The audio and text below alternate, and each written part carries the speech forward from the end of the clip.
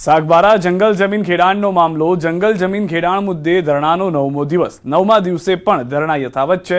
આદિવાસીઓએ વસાવાએ જમીન ખેડાણના પુરાવા બતાવ્યા। મનસુખ વસાવાએ વન વિભાગના અધિકારીઓ પર નિશાન સાધ્યું। ઉમરપાડાના ખેડૂતો વન વિભાગની ખોટી વાતોમાં ન આવે। સાંસદે ઉમરપાડાના ખેડૂતોને કરી અપીલ। બંને આદિવાસીઓ એક થઈ ખેડાણ કરે। જંગલ ખાતું જમીન પડાવી લેવાનું કાવતરું કરે છે। જમીન ઉમરપાડાના ખેડૂતોને આપે તો મને વાંધો નથી તેવું પણ તેમના તરફથી કહેવામાં આવ્યું છે। તો સાંસદ જે છે તે હાલમાં કહી રહ્યા છે કે જંગલ ખાતું જમીન પડાવી લેવા માટે આખા વિવાદને તૂક આપી રહ્યું છે। તેમનું કહેવું છે કે બંને આદિવાસીઓ એક થઈ અને ખેડાણ કરે।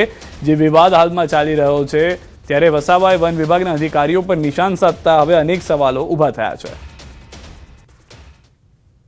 આ જંગલની જમીન સાગબારા પાસેથી છોડાવી અને ઉમરપાડાના આદિવાસી ખેડૂતોને મળે એવું હોત તો મને કોઈ વાંધો નહોતો, પણ એ આદિવાસીને ત્યાં મળવાની જ નથી। ઉમરપાડાના ખેડૂતોને એ મળવાની નથી। એ જમીનમાં જંગલ ખાતું પ્લાન્ટેશન કરવાનું છે, એટલે આદિવાસીઓને અંદર લડાવવાના ધંધા આ જંગલ ખાતાના લોન, ખાસ કરીને ત્યાંનો ડીએફઓ અને એસીએફ ત્યાં આ પ્રકારના કૃત્ય કરી રહ્યા છે। આદિવાસીને લડાવવાના અને પોતાના પ્લાન્ટેશન કરી અને કરોડો રૂપિયા લાખો રૂપિયા કમાવાના આ જંગલ ખાતાના ધંધો છે।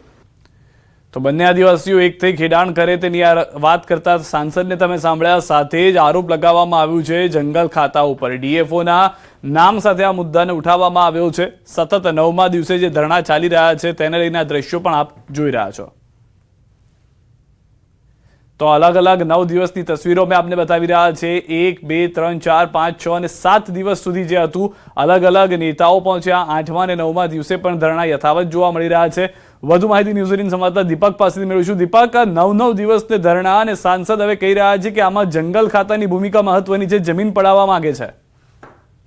બિલકુલ, ખાસ વાત કરીએ તો જે સાગબારા જંગલ જમીનનો મામલો છે હવે વધુ ને વધુ ઉગ્ર બનતો જાય છે, કારણ કે આજે જંગલ જમીનના જે ધરણાનો જે ખેડાણ મુદ્દેનો જે આદિવાસીઓ ધરણા પર બેઠા છે, જેમનો 9મો દિવસ છે।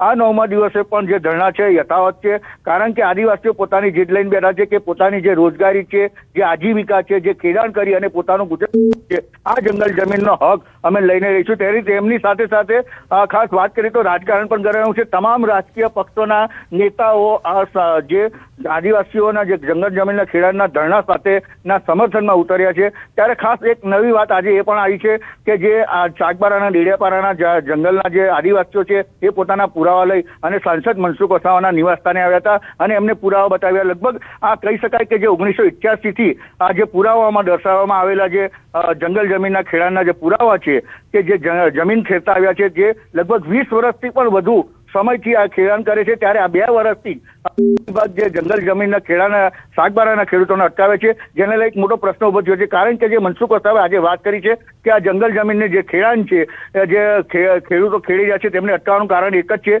કે જે ઉમરપાડામાં જે જમીન આવે છે, જમીનને લગભગ 500 એકર જેટલી જમીનમાં પ્લાન્ટેશન કરી અને વન વિભાગ જે મોટો ફાયદો લેવાની વાત કરી રહ્યા છે। એક તરફ વન વિભાગને જમીન લઈ લેવા માટે ઉમરપાડાના ખેડૂતો આદિવાસી ખેડૂતોને સમજાવે છે અને સામે વિરોધ કરવાની વાત છે। બીજી બાજુ સાગબારાના જે ખેડૂતો છે એ ધરણા પર બેઠા, એટલે જંગલ જમીનની જે વાત છે આખી એ હવે વન વિભાગ પર આવી ચૂકી છે, કારણ કે વન વિભાગ એવું નથી ઈચ્છતું કે નર્મદાના જે આદિવાસીઓ છે એમને જંગલ જમીન મળે। લગભગ 500 થી 700 એકર જેટલી જમીન આ વન વિભાગ પાછી લઈ લેવા માંગે છે। એટલે આ તમામ જે કાવતરું છે જે આદિવાસીઓને એ આદિવાસીઓ સાથે લડવાનું આ એક કાવતરું જંગલ જમીન જે વન વિભાગના કર્મચારીઓ, સુરતના જે વન કર્મચારીઓ છે તે લોકો કરાવી રહ્યા છે, જેના સીધા આક્ષેપ આજે મનસુખ વસાવાએ કર્યા હતા। જી આભાર દીપક।